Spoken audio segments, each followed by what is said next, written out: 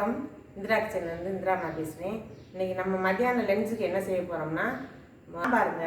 சாம்பார் உருளைக்கிழங்கு பொரியல். வாங்க எப்படி செய்யலாம்னு பார்க்கலாம்.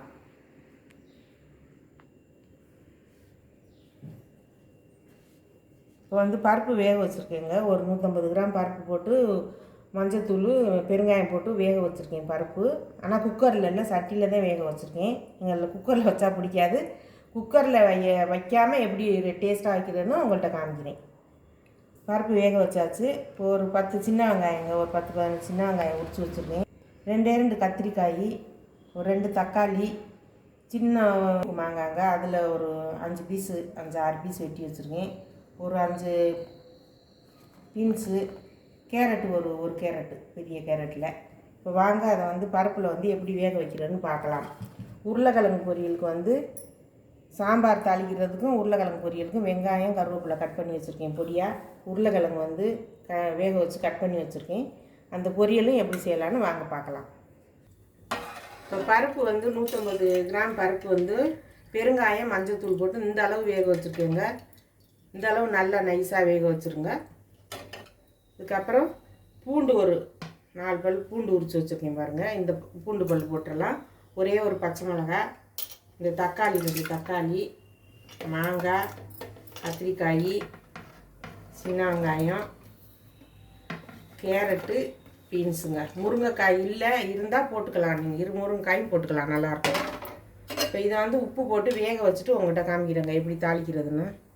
உப்பு ஒரு ஸ்பூன் கல் உப்பு போட்டு இந்த மாதிரி நல்லா கலந்து விட்டு வேக வச்சுருக்கோங்க. இது நல்லா வேகட்டும், ஒரு 3/4 வேக்காடு வரட்டும், அப்புறம் பார்ப்போம். இப்போ கடாய் வச்சுட்டேன். உருளைக்கிழங்கு பொரியல் செய்யறதுக்கு ஒரு 2 ஸ்பூன் எண்ணெய் விட்டுக்கலாம். இப்போ இதை நல்லா எண்ணெய் காஞ்சிருச்சுங்க. ஒரு 1/2 ஸ்பூன் கடுகுங்க. கடுகு வெடிச்சிருச்சு. சோம்பு ஒரு 1/2 ஸ்பூனு, உளுந்து ஒரு 3/4 ஸ்பூன் போட்டுக்கோங்க. கொஞ்சம் செவக்கட்டும். செவந்த உடனே ஒரு 1/2 ஸ்பூன் பெருங்காயத்தூள் போட்டுருங்க. உருளைக்கிழங்கு வாய்வு, அதனால தான். இப்போ 2 வெங்காயம், பெரிய பல்லாரி வெங்காயம் 2 வெங்காயம் அளவு ஊற்றி இதில் சேர்த்துடலாம். நல்லா சேவக்கட்டும். இப்போ வெங்காயம் நல்லா கண்ணாடி பதத்துக்கு வந்துருச்சுங்க. அதாவது ஒரு 3 சிட்டிகை மஞ்சத்தூள்.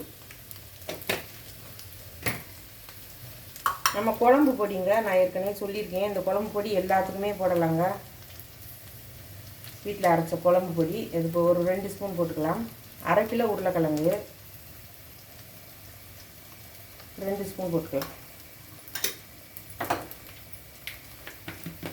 உப்பு ஒரு 3/4 ஸ்பூன் போட்டுக்கலாம். இந்த டீஸ்பூனில் 3/4 டீஸ்பூன்.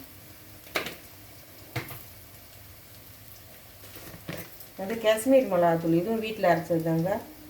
இது ஒரு 1/4 டீஸ்பூன் போட்டுக்கலாம். இப்போ இதை நல்லா கலந்து விட்டுருவோம். பச்சை வாசனையெல்லாம் அந்த எண்ணெயில் போட்டு வதக்கிட்டோம்னா அந்த பச்சை வாசனை எல்லாம் போயிடும். இந்த மாதிரி உருளைக்கிழங்கு செஞ்சு சாப்பிட்டு பாருங்கள், நல்லாயிருக்கும். நல்லா சாம்பார் சாதத்துக்கு செம்ம சூப்பராக இருக்கும். சாம்பார் வச்சு இந்த உருளைக்கிழங்கு வச்சிங்கன்னா.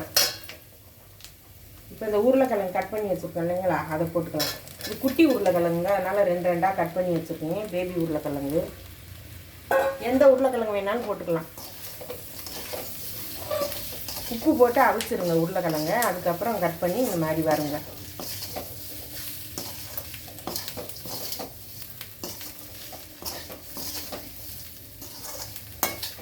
இந்த மாதிரி வறுத்து சாப்பிட்டு பாருங்க, செம்ம சூப்பராக இருக்குங்க.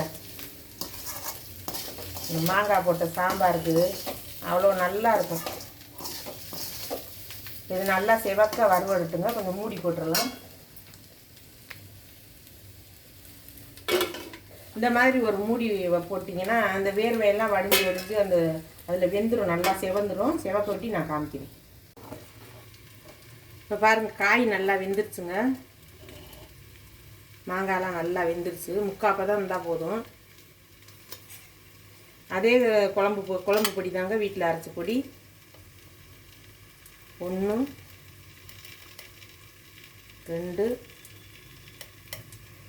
2.5 ஸ்பூனு குழம்பு மிளகாத்தூள். இந்த பொடி எல்லாத்துக்கும் சிக்கன் 65 கூட போட்டு நீங்கள் வறுத்து சாப்பிட்டு பாருங்கள், அவ்வளோ அருமையாக இருக்கும். இப்போ வந்து காஷ்மீர் மிளகாத்தூள் கலருக்காக ஒரு அரை ஸ்பூன் போட்டுக்கலாம். இப்போ இன்னும் கொஞ்சம் தண்ணி சேர்த்துடலாம். தண்ணி சேர்த்துட்டு நல்லா கொதிக்கட்டும். தாளிக்கிறது எப்படின்னு நான் காமிக்கிறேன்.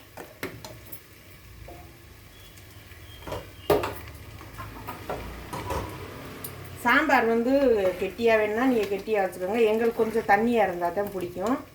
இன்னும் கொஞ்சம் தண்ணி ஊற்றிக்கலாம். ஒரு 200 ml தண்ணி சேர்த்துருக்கேங்க.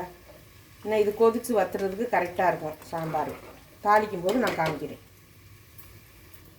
இப்போ உருளைக்கிழங்கு பார்க்கலாம் வாங்குங்க. இப்போ பாருங்கள், நல்லா அந்த எண்ணெய் எல்லாம் பிரிஞ்சு வந்துடுச்சு. நம்ம 2 ஸ்பூன் ஊற்றின எண்ணெயெல்லாம் நல்லா செவந்து அந்த எண்ணெய் வந்து பிரிஞ்சு வந்துடும். அப்போது தான் இறக்கணும். நல்லா இப்போ இறக்குற பக்குவத்துக்கு வந்துடுச்சு. பாருங்கள், இப்போ கொத்தமல்லி தூணும் பாருங்கள்.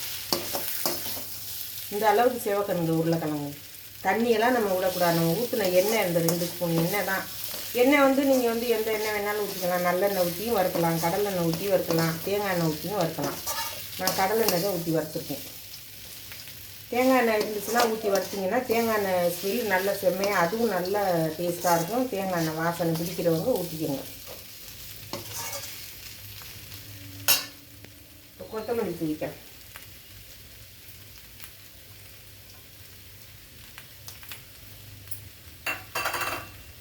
இதை நல்லா கலந்து விட்டுட்டு நான் வேறு பாத்திரத்தில் மாற்றிட்டு சாம்பார் தாளிச்சிட்டு உங்கள்கிட்ட காமிக்கிறேங்க. சாம்பார் தாளிக்கணும் சாப்பாடு.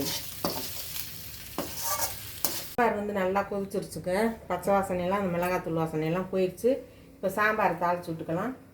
சாம்பாருக்கு வந்து கொஞ்சமாக ஊற்றினா போதும். ஒரு 1.5 டீஸ்பூன் கடலெண்ணெய். எண்ணெய் காஞ்சிருச்சுங்க. இப்போ கடுகு சேர்த்துக்கலாம். கடுகு ஒரு அரை ஸ்பூன் சேர்த்துக்கலாம்.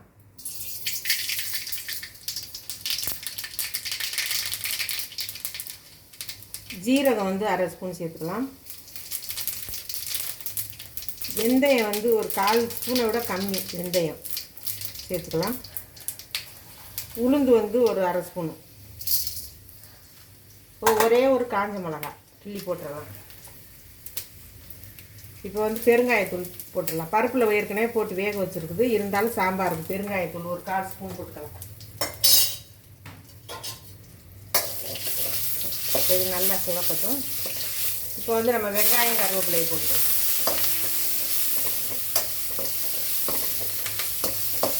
இந்த மாதிரி லாஸ்ட்டாக தாளித்து ஊற்றி பாருங்கள். அந்த சாம்பார் டேஸ்ட்டே தனி டேஸ்ட்டாக இருக்குங்க. இந்த மாதிரி வேக வச்சு பருப்பை வந்து நம்ம சட்டியில் வேக வச்சு பாத்திரத்தில் குக்கரில் வைக்காமல் இந்த மாதிரி சாம்பார் தாளித்து பாருங்கள். அவ்வளோ அருமையாக இருக்கும். இதெல்லாம் ஊரில் எல்லாம் இந்த மாதிரி தாங்க அந்த காலத்தில் இப்படி தாங்க செய்வாங்க.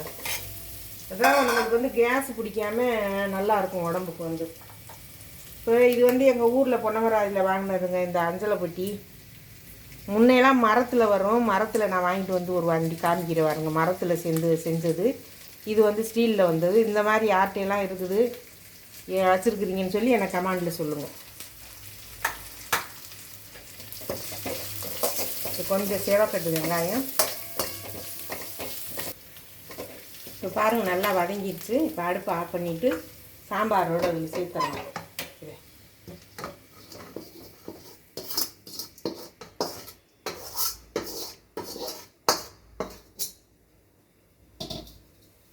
இது நல்லா ஒரு கொதி வரட்டும். வந்த உடனே நம்ம கொத்தமல்லி தூவி இறக்கிக்கலாம். இப்போ வந்து நம்ம தாளித்து கொட்டியாச்சு. இந்த மாதிரி ஒரு சின்ன துண்டு வெல்லம், சுத்தமான வெல்லமாக இருக்கணும். ஒரு கொட்டைப்பாக அளவு போடுங்க. இந்த சாம்பாருக்கு வந்து இதுதாங்க டேஸ்ட்டு. எங்கள் ஊர் சைடெலாம் இதுதான், சமையல்காரங்களாம் இதுதான் போடுவாங்க. இதுதான் இந்த ருசியோட ரகசியம்.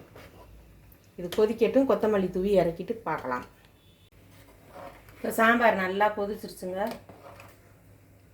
பாருங்க, மாங்காயெல்லாம் நல்லா வெந்துருச்சு.